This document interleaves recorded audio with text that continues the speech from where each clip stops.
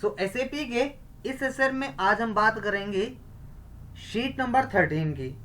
और sheet number 13 में हम चेक करेंगे कि हम कैसे अपने जो प्राइसिंग प्रोसीजर है उसको सिस्टम के अंदर क्रिएट करते हैं। कुछ कंडीशनल टेबल बनानी पड़ेंगी हमें। तो शीट नंबर 13 अभी तक की सभी शीटों में से काफ़ी बड़ी शीट है और इसके अंदर बहुत सारी कॉन्फ़िगरेशन आने वाली है।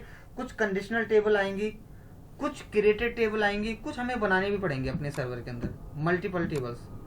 ये देखो, तो ये प्राइसिंग प्रोसीजर वाला काम होता है। इसके अंदर हम अपने सर्वर के अंदर कुछ टेबल डिफाइन करते हैं। उनका जो स्पेसिफिक रीज़न है वो है किसके लिए, पीओ के लिए कॉन्फ़िगर सेट करना, कि अगर हम एक पीओ कॉन्फ़िगर कर रहे हैं तो उस पीओ में क्या क्या आ सकता है। बिकॉज अभी तो हमने एक जनरल बेस पे पीओ बना लिया, लेकिन अगर उस पीओ के अंदर हमें बहुत सारी चीज़ें डिफाइन करनी है। एग्जाम्पल के तौर पे हमें वहाँ पे जीएसटी की कॉन्फ़िगरेशन डिफाइन करनी है।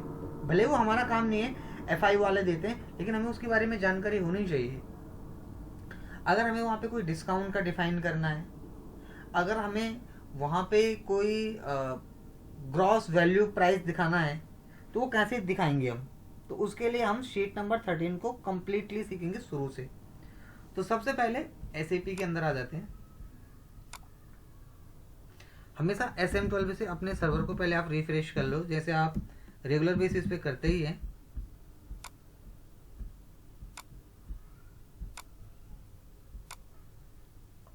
देखो कई बार हटाने के बावजूद भी आ जाती हैं, तो आप इसको अगेन से हटा दो। चलो, अब सारा काम क्या होगा, SPRO सेफ रेफरेंस ING। तो जैसे यहाँ पे लिखा हुआ सबसे पहले मटेरियल मैनेजमेंट में जाना है, तो आपको यहाँ पे मटेरियल मैनेजमेंट में आना पड़ेगा, तो फाइंड आउट करना पड़ेगा मटेरियल मैनेजमेंट। तो आपको मटेरियल मैनेजमेंट जो दिखाई देगा वो थोड़ा सा नीचे दिखाई देगा, इस जगह पे देखो, दे रहा। मटेरियल मैनेजमेंट के अंदर आपको आना परचेजिंग में, और परचेजिंग के अंदर जो आपका सारा काम होगा वो होगा कंडीशंस के अंदर। तो यहीं पे आपको कुछ कंडीशन दिखाई देंगे, उसके लिए आपको थोड़ा सा स्क्रॉल करना पड़ेगा। देखो इस तरीके से कंडीशन होंगी। तो ये कुछ कंडीशन टेबल बनती है एसएपी के अंदर, और यहीं पे होगा जिसका नाम होगा डिफाइन प्राइस डिटर्मिनेशन प्रोसेस। ये वाला ये सबसे लेंथी प्रोसेस है अभी तक का एसएपी के अंदर, जितने भी आपने शीट बनाई होगी। तो शीट नंबर 13 को बड़े ध्यान से देखना। यहाँ पे आने के बाद जब आप आओगे तो आपको क्रिएट कंडीशनल टेबल, कुछ टेबल ऐसी होती हैं एसएपी के अंदर जो बनी हुई होती हैं, और कुछ ऐसी टेबल होती हैं जो आपको क्रिएट करनी होती है। यहाँ पे लिखा है मेंटेन कंडीशनल टेबल, तो एक कंडीशनल टेबल बनाते हैं। अब कंडीशनल टेबल होती क्या है, कंडीशनल टेबल होती है एक वो टेबल जिसके बेसिस पे आप ये वेरीफाई करते हो कि आपकी कंपनी के अंदर क्या काम होगा। कंपनी के कोड का होगा, प्लांट का होगा, स्टोरेज का होगा, यानी कि जितनी भी टेबल्स हैं आपके सर्वर पे वो सारी की सारी क्रिएटेड यहीं से होती हैं। तो यहाँ पे 3 ऑप्शन होते हैं, ये टेबल को बना सकते हो, क्रिएट कर सकते हो, ये चेंज कर सकते हो, या डिस्प्ले कर सकते हो, यानी कि देख सकते हो। तो कैसे करेंगे, पहले क्रिएट कंडीशनल टेबल पे क्लिक कर लेते हैं। तो ये हमारी टेबल खुल गई। अब जब आपके पास ये विंडो खुलेगी तो यहाँ पे ना नंबर से टेबल बनती है। जैसे मैंने यहाँ पे डाल दिया 701 नंबर, तो आप कोई एक नंबर टाइप कर सकते हो और उससे अपनी टेबल क्रिएट करोगे। बट मेक श्योर ऐसा नंबर डालना जो आपको लगे कि इसमें ना क्रिएट हो। जैसे मैंने डाल दिया जी। अब मैं यहाँ पे एंटर करता हूँ तो ये दिखाई देगा कि देखो table ID is not allowed, तो ये ले नहीं रहा है। मैंने डाल दिया जैसे ये बोल रहा है कि already created with the same की। तो आपको ये एक ऐसा नंबर यहाँ पे डिफाइन करना पड़ता है जो आपके सर्वर पे क्रिएटेड ना हो। जैसे A58 मैंने डाला, A58 इज नॉट अलाउड। तो एसएपी के अंदर जो टेबल नंबर बनते हैं ना, वो टेबल नंबर ऐसे क्रिएटेड होते हैं। देखो आप अगर ध्यान से देखोगे, ये देखो, और टेबल नंबर बहुत सारे लोगों ने बना रखे हैं, सब लोगों ने अपने अपने बना रखे हैं, किसी और के नहीं है, ये लोगों के ही हैं सारे, स्टूडेंट्स के हैं सारे। देखो 999943 9992991, कोई से भी एक टेबल डिफाइन कर सकते हो। अगर मैं एक क्रिएटेड टेबल को डाल देता हूँ 999, एंटर मारता हूँ, तो ये क्या होगा कि ऑलरेडी क्रिएटेड है। तो जनरली हमारे पास 2 ही ऑप्शन बच जाते हैं, या हम किसी और का डिलीट करें देन बनाएं। बट कोशिश कर लो कि ऐसा करना ना पड़े, कुछ ऐसा मिल जाए जो क्रिएटेड ना हो। देखो जैसे मैंने डाल दिया 745, तो ये नंबर क्रिएटेड नहीं था, इसने एंटर मार के ले लिया। तो कोशिश यही कर लेना कि किसी और का डिलीट ना करना पड़े, क्योंकि अगर आपका कोई डिलीट करे तो आपको भी अच्छा नहीं लगेगा। तो कोशिश कर लेना ऐसा कोई नंबर डिफाइन कर लो कि जो क्रिएटेड ना हो, बट मेक श्योर उसको 700 की रेंज में लेना। दूसरी चीज, जब भी आप 700 की नंबर रेंज में लोगे तो स्टैंडर्ड नंबर रेंज आती है, जितनी भी टेबल्स क्रिएटेड होती हैं वो 7 नंबर की रेंज के अंदर ही होती है प्राइसिंग प्रोसीजर के अंदर। चलो अब आगे की बात करते हैं। अब यहाँ पे आपको कुछ फील्ड दिख रही होंगी जो ब्लैंक है, अगर आप ध्यान से देखोगे सर्वर के अंदर तो कुछ फील्ड ऐसी है जो ब्लैंक है। यहाँ पे देखो, जैसे ये फील्ड है, टेक्निकल फील्ड नहीं है, फील्ड के नेम नहीं है। लेकिन वहीं यहाँ पे बहुत सारी ऐसी फील्ड हैं जो ऑलरेडी सर्वर पे क्रिएटेड है। देखो अगर आप ध्यान से, तो बहुत सारी ऐसी फील्ड है जो सर्वर पे क्रिएटेड है। अब हमने करना क्या है, हमने इन फील्ड को यहाँ डालना है। उन फील्ड में कौन कौन सी फील्ड होती है? 3 फील्ड, कंपनी कोड, प्लांट, देखो ऐसा डालना है। कंपनी का कोड डालना है, प्लांट डालना, परचेज ऑर्गेनाइजेशन, 3 चीजें डालनी है बस। कंपनी का कोड, उसका प्लांट, उसकी परचेज ऑर्गेनाइजेशन। तो एसएपी में आ जाओ, ये रहा आपका कंपनी का कोड। थोड़ा सा इसको डाउन करो, तो अब यहाँ पे चेक करते हैं प्लांट कहीं पे आ रहा है। देखो ये प्लांट आ गया। और नेक्स्ट है हमारा इस परचेज ऑर्गेनाइजेशन।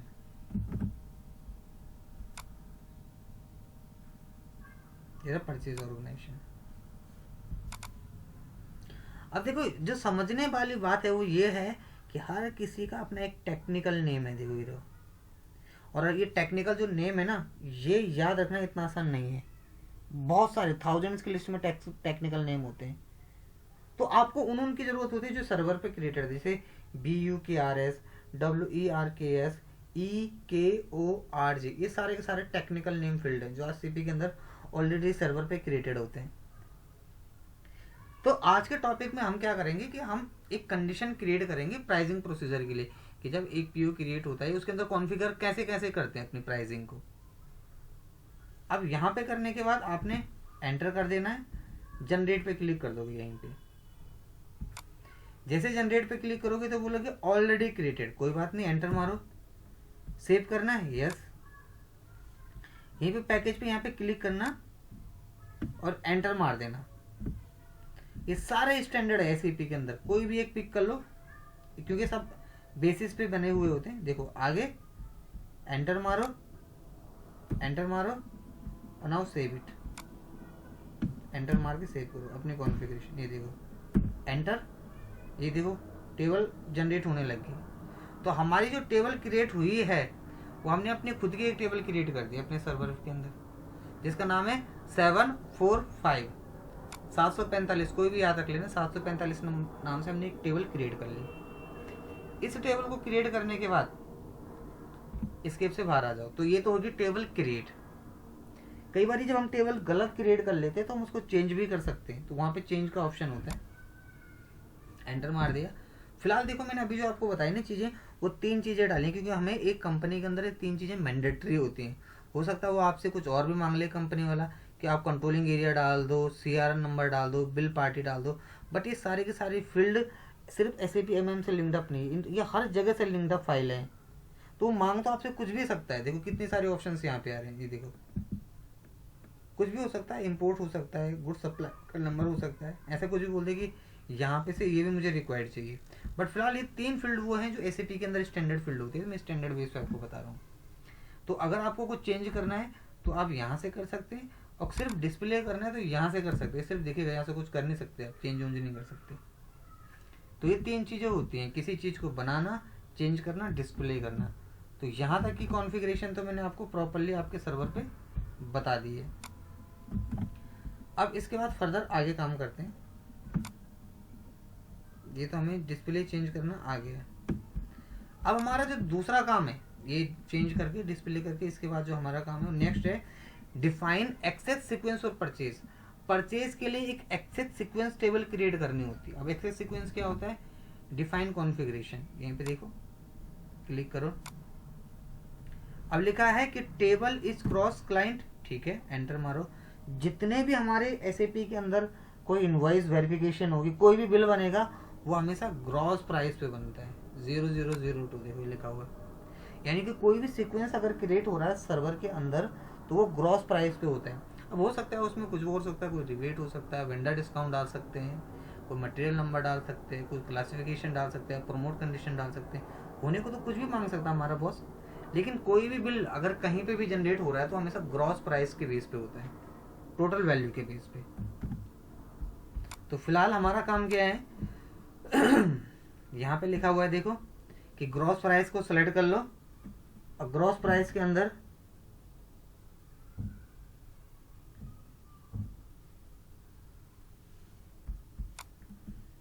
अपने कुछ फील्ड क्रिएट कर लो। अगर आप अपनी फील्ड बनाना चाहते हो, जैसे यहाँ पे लिखा हुआ है, तो लिखा हुआ है कि प्री डिफाइंड टेबल इन एसएपी, ये प्री डिफाइंड टेबल है तो अगर मैं यहाँ पे ग्रॉस प्राइस पे क्लिक करता हूँ और एक्सेस पे क्लिक करता हूँ तो ये जितनी भी टेबल्स आई हैं देखो इसके अंदर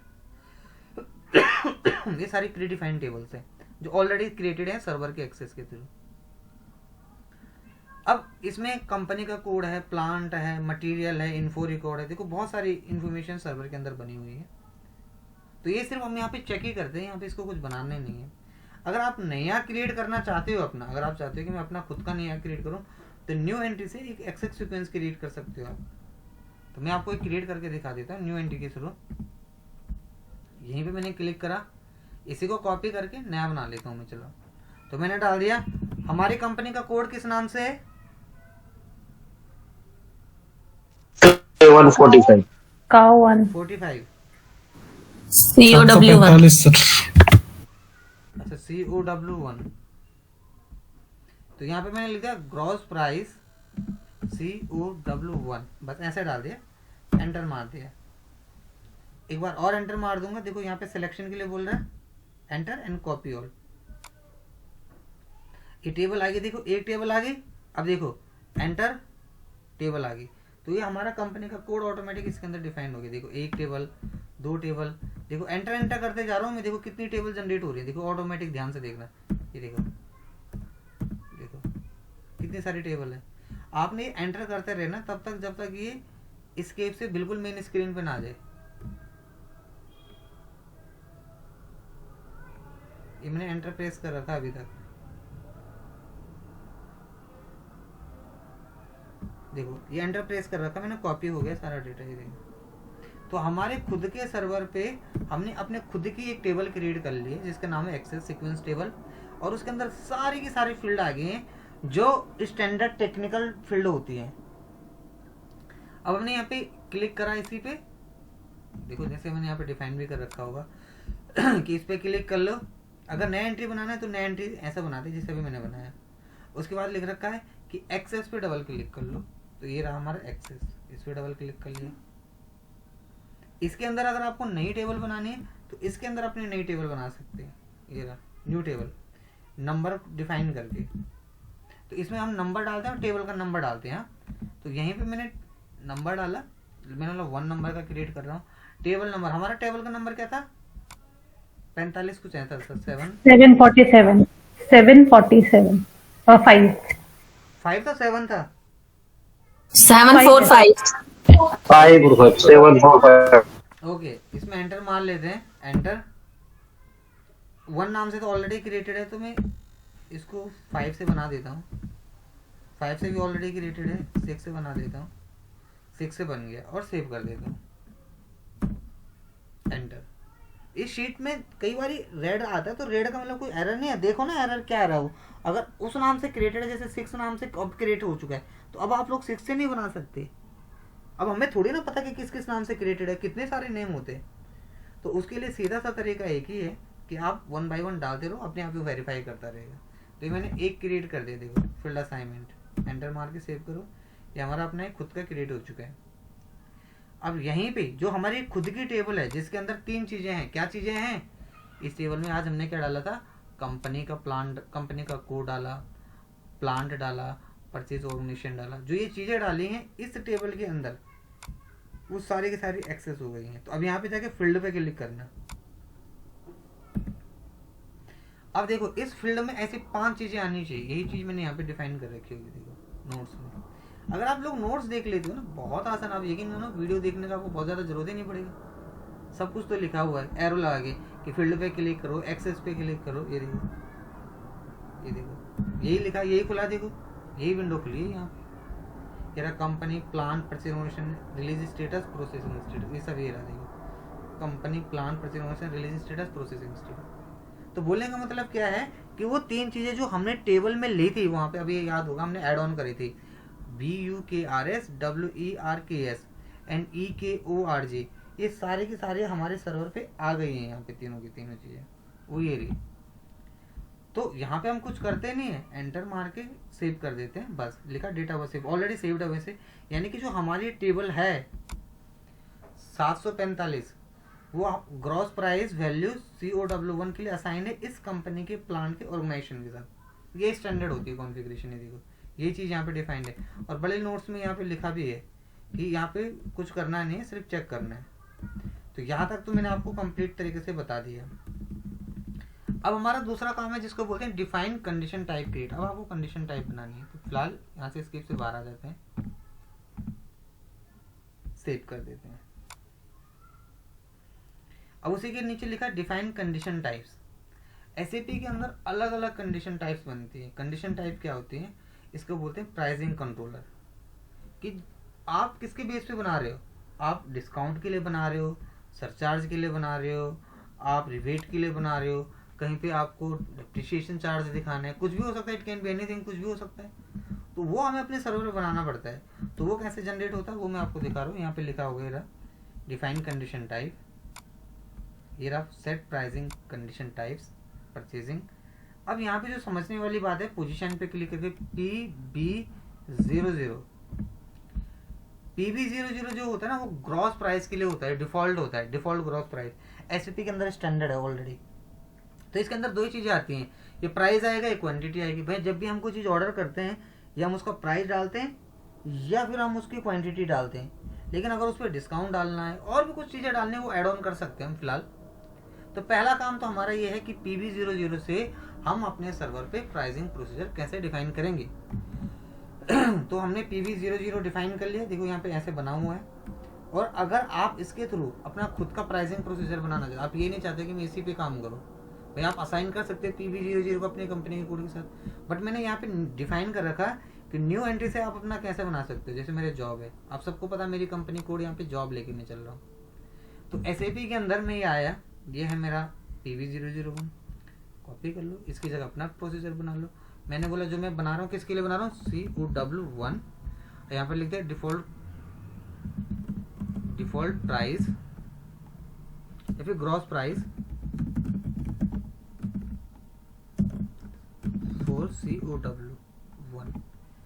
अब इसमें क्या क्या डिफाइंड होगा, इसमें हमारी प्राइसिंग होगी, क्वांटिटी होगी, बेसिक प्राइसेस होंगी। और भी कुछ डालना चाहते हो आप रोल कमर्शियल रोल आउट्स के अंदर, जैसे कि वैल्यू राउंड अप हो, राउंड डाउन हो, वो डालने की भी जरूरत नहीं है। जब आप बिल बनाते हो उसी में आ जाता है वो सब कुछ। इतना ज़्यादा कॉन्फ़िगर कर लोगे तो फिर उस बिल में उतना ही डाल पाओगे जो कॉन्फ़िगर करा होगा। इसीलिए 3 स्टैंडर्ड रहती हैं, इवन स्टैंडर्ड 2 ही होती है, देखो रेड, बाकी सब ऑप्शनल है। एंटर मारो और सेव करो। जितना सिंपल होगा बिल, जितनी उतनी ईजी क्या होगी उसकी स्पेसिफिकेशन होगी। तो हमने ये चीज़ें डिफाइन कर ली है, तो हमारा अपना खुद का बन गया COW1 और एक होता है PB001।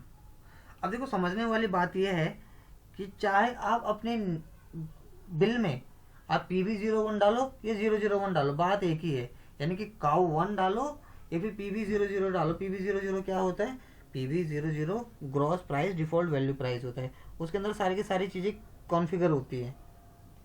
तो अभी हमने ये अपना खुद का क्रिएट कर लिया, इसको सेव कर लेते हैं और बाहर आ जाते हैं। इसके बाद हमारा जो दूसरा काम है, ये बनाने के बाद जब ये क्रिएट हो जाएगा लिखा जैसे सेव इट, अब आएगा सबसे इंपॉर्टेंट काम, इसको बोलते हैं कैलकुलेशन स्कीमा परचेजिंग, कि हमें अपने बिल की सेटिंग्स यहाँ बनानी पड़ती है।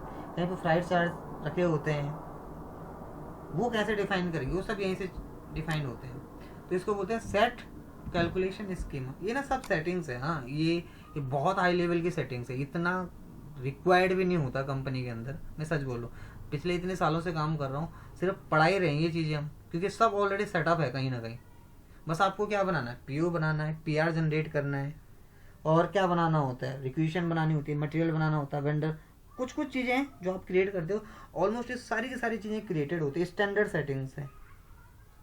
तो ये सेटिंग्स है जो मैं बता रहा हूँ, एज अ कंसल्टेंट आपको पता होनी चाहिए, अगर आप वाकई कंसल्टेंट लेवल पे जा रहे हो तो वो वहाँ के लिए इसकी ज़रूरत होती है। ये इस पर क्लिक करो। अब यहाँ पे हमने क्या फाइंड आउट करना, देखो अगर आप अपना प्राइसिंग प्रोसीजर डिफाइन करना चाहते हो तो अपना न्यू एंट्री से बना सकते हो, जैसे मैंने यहाँ पे एरो ला के दिखा रखा है कि आप अपना न्यू एंट्री से अपना प्राइसिंग प्रोसीजर डिफाइन कर लो। तो मैंने अपना बना रखा है जॉब 1 के नाम से, आप अपना किसी और नाम से क्रिएट कर लो। तो यहीं पे न्यू एंट्री करा। प्राइसिंग प्रोसीजर क्या होता है, किस प्रोसीजर पे हम काम कर रहे हैं, तो मैंने बोला COW1, यहाँ पे हो गया COW1, या फिर यहाँ से ले गया प्राइस या प्रोसीजर।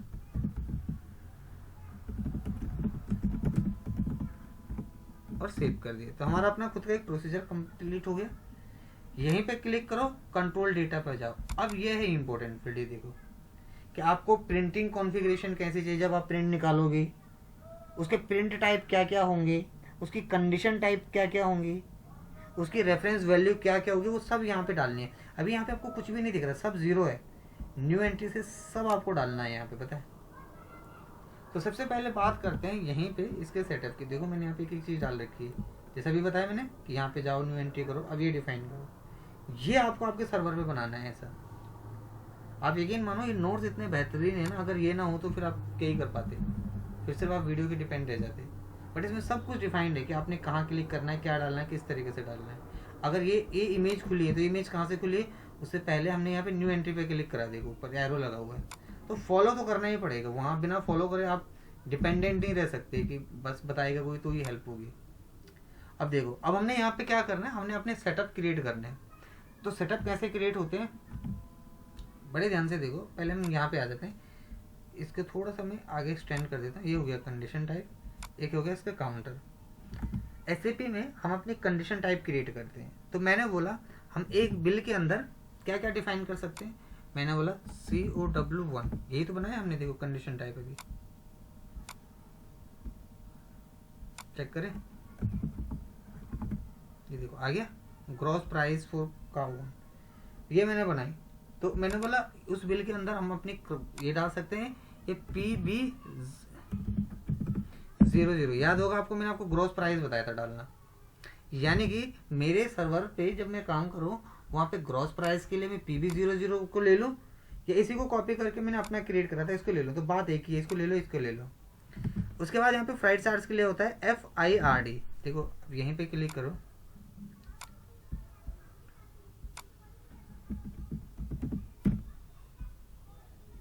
दे रहा। और यहीं पे दूसरा होता है जिसका नाम होता है FVA1। ये सब स्टैंडर्ड कॉन्फ़िगरेशन है।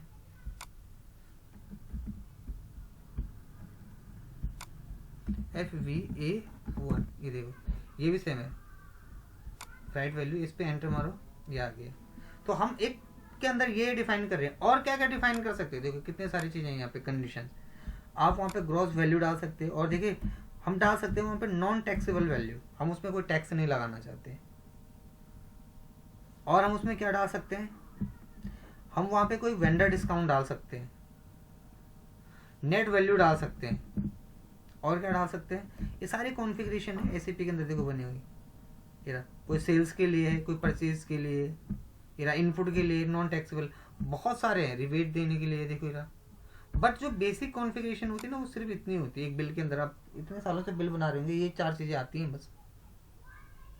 अब इसको कैसे सेटअप करेंगे, तो देखो ये और ये, अब ये और ये जो ये मतलब COW1 और PB001, ये अगर आप देखो तो ये दोनों एक ही है, यानी कि ग्रॉस प्राइस के लिए है ये भी और ये भी। तो इसको अभी हम यहाँ पे 1 टाइप कर लेंगे और इसको भी 1 टाइप कर लेंगे। तो यानी कि ये हो या ये हो, दोनों एक ही है। ये कहाँ से शुरू हो जाएगा, ये हो जाएगा हमारा 2 से, यानी कि ये नंबर हो गया 2। तो एक तो ग्रॉस प्राइस हमारे उसमें लगे, चाहे ये लगे ये लगे, एक फ्राइड वैल्यू लगे, और ये भी सेम फ्राइड चार्ज के लिए। मैंने बोला और भी मैं अपने बिल में बहुत सारी चीज़ें दिखाना चाहता हूँ, डिस्काउंट उस्काउंट, तो अगर मैं इतने पे खाली छोड़ दूंगा तो फिर फ़ायदा नहीं होने वाला। तो मैंने बोला मुझे 10 लाइनें और ऐड ऑन कर दो, तो मैं यहाँ पे 10 डाल सकता हूँ, कि जिसे मैंने यहाँ पे डाल रखा है 10। इसका मतलब हो गया कि कल को मैं कोई भी काम करूँगा तो उसके लिए मैं यहाँ पे 10 कंडीशन और टाइप कर सकता हूँ। ये कंडीशन हो गई। तो जरूरी नहीं आप इतने में खत्म कर दो, मैं चाह रहा हूँ इससे ऊपर ना डालिए, मैं चाहता हूँ और भी कंडीशन ऐड कर सकूँ मैं इस बिल में, तो उसकी लास्ट लिमिट डालो 10, 15, 16 जो भी डालना चाहते हो लिमिट डाल दो कि इसमें एक बिल के अंदर, जनरली एक बिल में आपने क्या देखा होगा, CGST SGST देखा होगा, टोटल वैल्यू देखी होगी, डिस्काउंट देखा होगा बस। चलो अब यहाँ पे काउंटर आता है, तो काउंटर हमेशा कैसे चलता है, काउंटर सीक्वेंस में ही चलता है, यानी कि ऐसा काउंट करेगा 1 2 3 4 हो गया 1 2 3 4, लेकिन स्टेप कभी भी काउंटर की तरह नहीं चलते। स्टेप कैसे चलते हैं इसमें एससीपी में, ये और ये एक ही है, देखो ये और ये एक ही है, तो इसलिए एक है। FIRD ये सेकंड हो गया और फ्राइड चार्ज दूसरा हो गया। तो ये सेटिंग्स ही ऐसी ही बनती है, ऐसी ही बनानी पड़ती है। तो सेटिंग इज ऑलवेज डिफिकल्ट। जो अभी सीखा वो बहुत आसान था, PO बनाना, PR बनाना, कंपनी का कोड बनाना, सिटी, वो बहुत आसान है। ये कॉन्फ़िगरेशन थोड़ा सा डिफिकल्ट होती है, बट टाइम के साथ आ जाती है अगर आप प्रैक्टिस करते हो।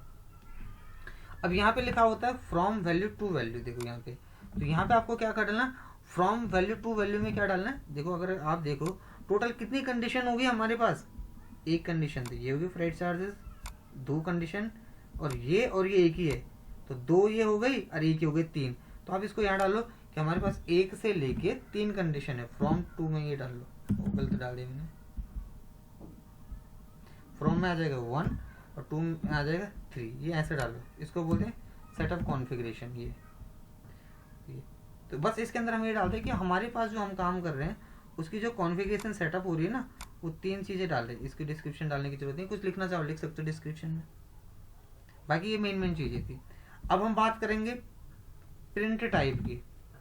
तो जब भी हम कोई बिल निकालते हैं तो उसमें अलग अलग प्रिंट टाइप्स होते हैं, देखो ये मल्टीपल प्रिंट होते हैं, देखो ABCD कि हमें वैल्यू चाहिए, नहीं चाहिए ये, तो हमेशा हम कौन से लेते हैं, प्रिंटिंग एट आइटम लेवल, यही चलता है ओल्ड लॉजिक्स वाला, ये प्रिंटिंग कॉन्फ़िगरेशन के लिए होते हैं। तो सब में यही डाल दो, बाकी हो सकता है आप किसी कंपनी में और करें, आपकी प्रिंटर की कॉन्फ़िगरेशन कुछ और हो। सब टाइटल में हमेशा आता है 9, देखो मैं दिखा देता हूँ 9 मतलब कैसे लेते हैं। सब टोटल का मतलब पहले होता है क्या, टोटल का टोटल, इसमें 9 क्यों लेते हैं, कॉपी वैल्यू, यानी कि हम जब भी काम करेंगे वो कॉपी वैल्यू पे करेंगे। क्यों, क्योंकि ये वैल्यू और ये वैल्यू एक दूसरे की कॉपीड है। PB001 ग्रॉस वैल्यू के लिए है और ये भी ग्रॉस वैल्यू है, इसलिए हम यहाँ पे सब टोटल में हमेशा 9 ही लेते हैं। बाकी हो सकता है कंपनी में आपसे कुछ और डलवा ले, 99% तो यही होगा कि इन दोनों के थ्रू ये चीज़ें डलवाएगा। अब थोड़ा सा इसको एक्सटेंड करेंगे आगे, ये एक पेज खुलेगा। अब इसमें आपको अपने अक्रूवल, थोड़ा सा इसको मैं आगे एक्सटेंड कर लेता हूँ,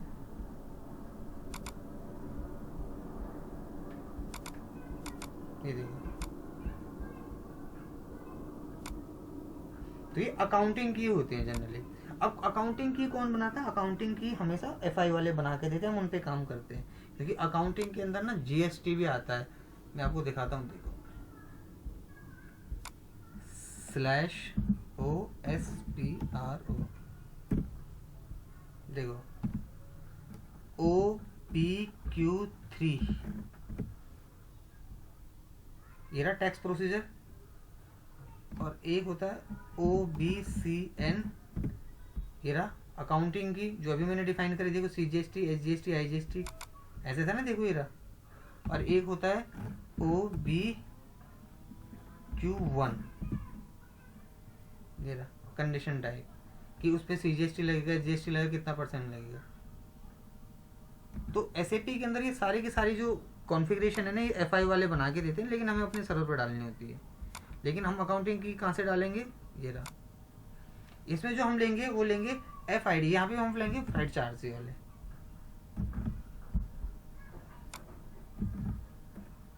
FR1, हमेशा याद रख लेना, इसका कोड है FR1।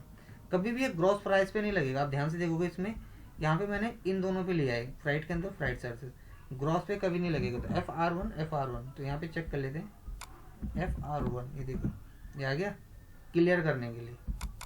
तो एक ये यहाँ पे नहीं, बल्कि ये कहाँ पे आ जाएगा, इस जगह पे, एक इस जगह पे आ जाएगा और यहाँ पे आ जाएगा, और सेम यहाँ पे आ जाएगा अक्रूवल के अंदर, और यहाँ पे भी आ जाएगा। यानी कि ये जो भी हम कंडीशन अप्लाई कर रहे हैं वो किसके लिए अप्लाई कर रहे हैं, ये हम अप्लाई कर रहे हैं इनके लिए, फ्राइड चार्ज के लिए। ये भी FIRD क्या है, देखो चेक कर ले, तो FVA1 देखो क्या है, FVA1 तो उनको क्लियर करने के लिए हम यहाँ पे लेते हैं इनको, बाकी ग्रॉस वैल्यू पे तो कुछ लेते नहीं है। तो ये बेसिक कॉन्फ़िगरेशन हमने बना दी, बहुत भी बन सकती है ऐसे, और भी नीचे को बन सकती है, डिस्काउंट, जीएसटी, क्लियरिंग, डिप्रिशिएशन, बहुत सारा, बट वो सारा FI वाला बना के देते हैं। यहाँ से एंटर मारो एंड सेव करो। अब देखो ये अब एक बार 1 करके चेक करेगा, 1 2 3 4, फिर यहाँ जाएगा, यहाँ पे चेक करेगा, कंप्लीट। अगर इसको लगता है कि सब कुछ सही है तो वेल एंड गुड। अगर ये यहाँ पे और कंडीशन देना चाहते हो कि मैं भाई यहाँ पे और भी वैल्यू लगाऊं तो उसके लिए दे सकते हो, अदरवाइज रिक्वायर्ड नहीं है। एंटर करो, डेटा वाज सेव्ड। तो ये यहाँ पे आपकी जो कंडीशंस बनती है कुछ इस तरीके से बनती है। तो हमने अपना ये प्राइसिंग प्रोसीजर भी यहाँ पे डिफाइन कर लिया अपने सर्वर के अंदर। चलो, प्राइसिंग प्रोसीजर के बाद हमारा जो दूसरा काम होता है उसको बोलते हैं डिफाइन स्कीमा ग्रुपिंग। हमें स्कीमा ग्रुप्स बनाने पड़ते हैं। अब स्कीमा ग्रुप के लिए हमें ना सप्लाई डिफाइन करना पड़ता है कि किस सप्लायर के लिए हमें बना रहे हैं, बट क्योंकि ये यहाँ से थोड़ा सा ज़्यादा हो जाएगा तो इसको हम बाद में आराम से करेंगे। तो इसको आप कहीं पे लिख लो कॉपी में कि 840 एक्सेल की शीट में रो नंबर 840 से हमने नेक्स्ट सेशन कंप्लीट करना है। रो नंबर एक्सेल की शीट में लिख लो 840 से हमने नया टॉपिक शुरू करना है। यहाँ तक हमारा कंप्लीट हो चुका है। ये कंडीशन टेबल, चाहे तो ऐसे लिख लेना कि प्राइसिंग प्रोसीजर कंडीशन टेबल हमने क्रिएट कर लिए यहाँ तक। मैं थोड़ा सा इसको अंडरलाइन भी कर देता हूँ सो दैट हमें ध्यान रहे हमने कहाँ से नेक्स्ट पढ़ना है, नहीं तो फिर आपके लिए थोड़ा ज़्यादा तो हो जाएगा।